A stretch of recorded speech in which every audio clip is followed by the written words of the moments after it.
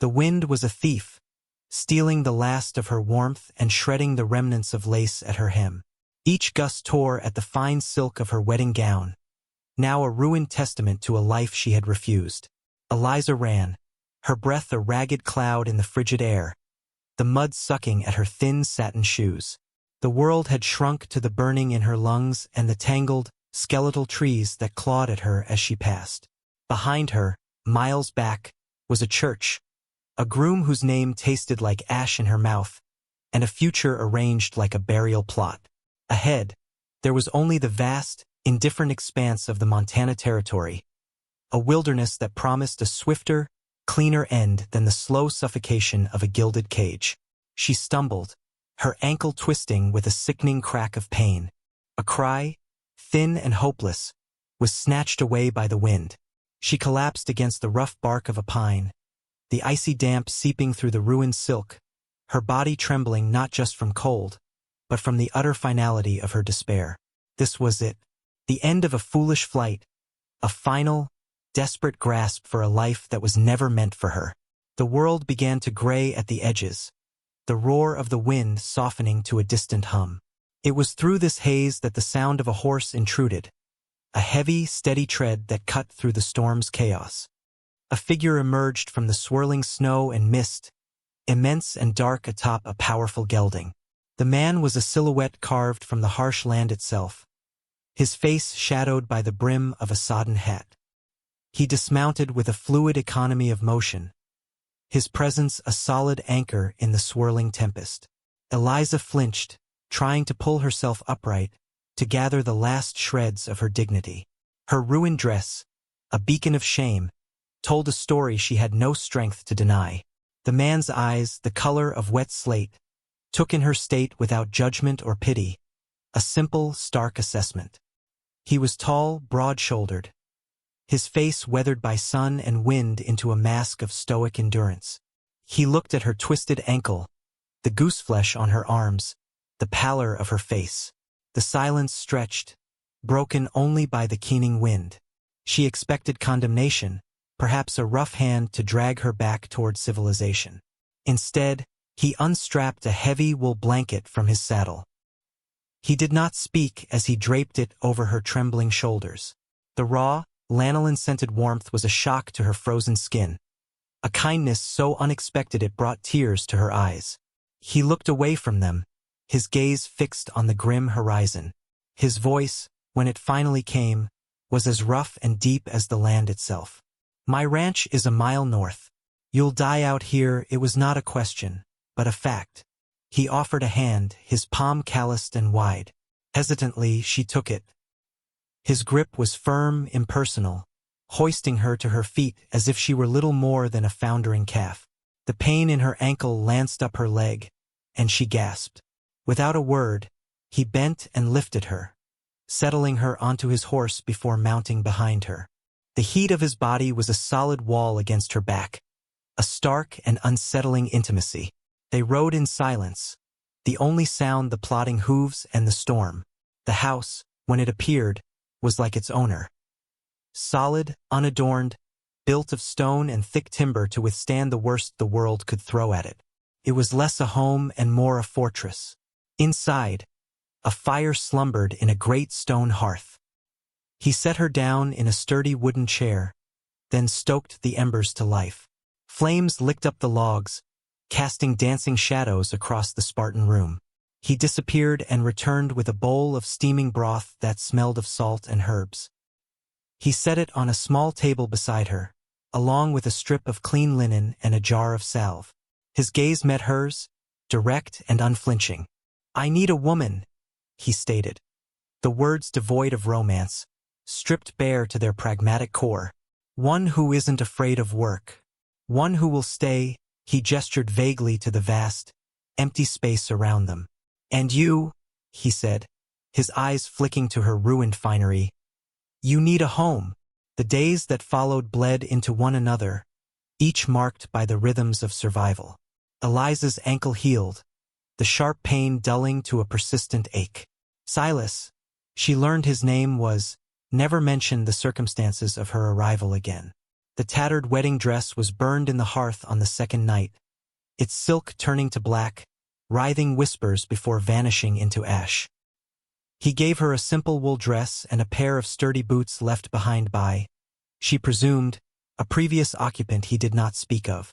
Her new life was a litany of labor.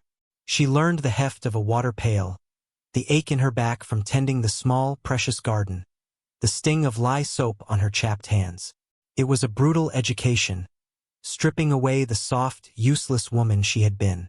Yet, in the exhaustion, she found a strange and unfamiliar peace.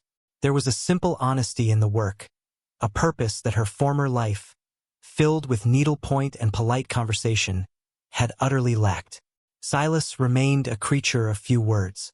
Their conversations were transactions of necessity. The hens aren't laying. There's a tear in your coat. The storm cellar needs sweeping. Yet, she began to read the language of his silence. A slight nod as he tasted her stew was high praise. The way he left a freshly cut stack of firewood by the door each morning was a gesture of care. One evening, as she kneaded dough for the next day's bread, her hands raw and blistered, he entered the kitchen and placed a small tin of calendula salve on the table beside her. He said nothing, turning to hang his coat by the door, but she felt his gaze linger on her for a moment. That night, smoothing the cool balm into her skin, she felt a crack in the wall of her fear. He saw her, not as a runaway bride, not as a burden, but as a person who worked, who hurt. She began to observe him more closely. She watched the quiet competence with which he mended a fence, the gentle way his rough hands checked a newborn lamb, the grim set of his jaw as he stared out at a sky-threatening hail. She saw the loneliness in the rigid line of his shoulders as he sat before the fire at night, a loneliness that mirrored her own. He was an outsider just as she was. The nearby town of Redemption, which she had only seen from a distance, regarded him with suspicion. He was Silas Blackwood, the man who had bought the old cursed hollow and made it thrive where others had failed. He kept to himself, asked for nothing, and was therefore a mystery they resented. One afternoon, while she was hanging laundry, the wind snapping the sheets like whips, she saw him returning from the far pastures. He was slumped in the saddle, his arm held stiffly at his side. She ran to meet him, her heart a frantic drum against her ribs. A deep gash, long and bloody, ran down his forearm, the work of a cornered coyote, he explained in clipped tones. She led him inside, her earlier trepidation replaced by a fierce, surprising surge of protectiveness. Her hands, no longer soft and delicate, were steady as she cleaned the wound, stitched it with a needle and gut, and bound it tightly. He sat motionless, his gaze fixed on her face, his breathing the only sound in the room. When she was finished, her fingers lingered for a second on his skin. It was the first time she had touched him with anything other than accidental proximity. He did not pull away.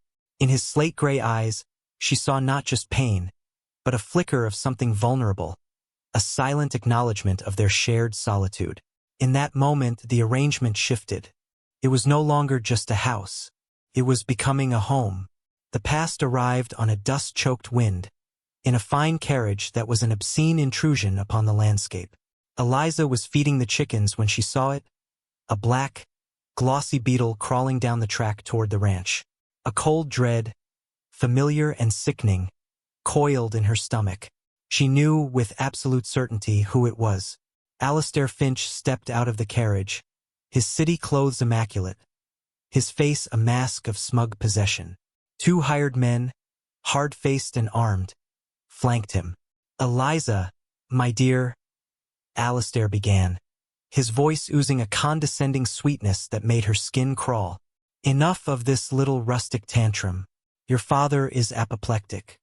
You have embarrassed us all." He looked around at the simple stone house, the dusty yard, his lip curling in disdain. "Come now, let's go home." Eliza stood frozen, the bag of chicken feed clutched in her hand. The old fear was a paralysis, threatening to drag her back into the role of the docile, agreeable bride. But then she felt the solid ground beneath her worn boots. She thought of the weight of the water pails, the warmth of the fire, the quiet presence of the man inside the house. Silas appeared in the doorway, drawn by the voices. He took in the scene with one sweeping glance. The carriage, the armed men, Alistair's proprietary stance, and the terror on Eliza's face. He moved to stand slightly in front of her, a silent, immovable wall. His injured arm was still bound, but he stood with the placid readiness of a wolf. "The lady is not going anywhere," Silas said, his voice a low rumble.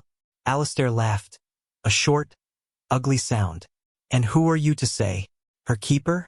I have a legal and moral right. She is my betrothed." He took a step forward, his hand reaching for Eliza. "This has nothing to do with you, farmer." It was the condescension that broke Eliza's paralysis. The years of being told what to do, who to be, crystallized into a single, sharp point of defiance. "No," she said. Her voice was quiet, but it cut through the tension with the clarity of a bell. Alistair stopped, startled. She stepped out from behind Silas, meeting her former fiancé's gaze directly. "I am not your betrothed. I am not your property. This is my home." The words felt strange and powerful on her tongue. They were the truest things she had ever said.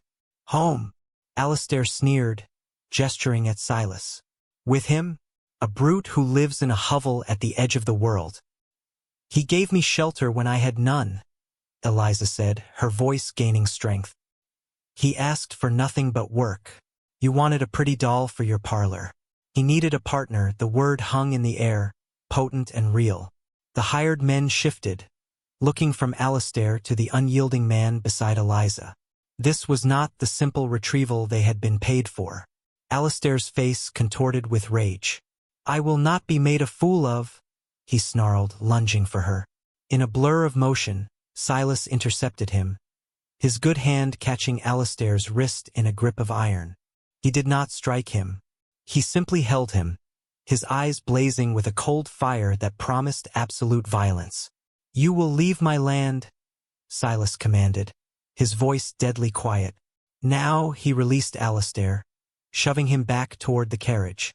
Defeated and humiliated, Alistair scrambled inside, shouting venomous threats that the wind tore away. The carriage turned and fled, leaving a cloud of dust to settle in the silent yard. The dust settled. The silence that followed was profound, broken only by the cawing of a distant raven. Eliza's entire body trembled with the aftermath of the confrontation, a mixture of terror and exhilarating relief. She had not fainted. She had not wept. She had stood her ground and spoken her truth. Silas turned to her, his face unreadable, his gaze searching hers. He looked at her not as a frightened girl, but as an equal who had just fought a battle alongside him. He slowly raised his good hand and gently tucked a stray strand of hair behind her ear.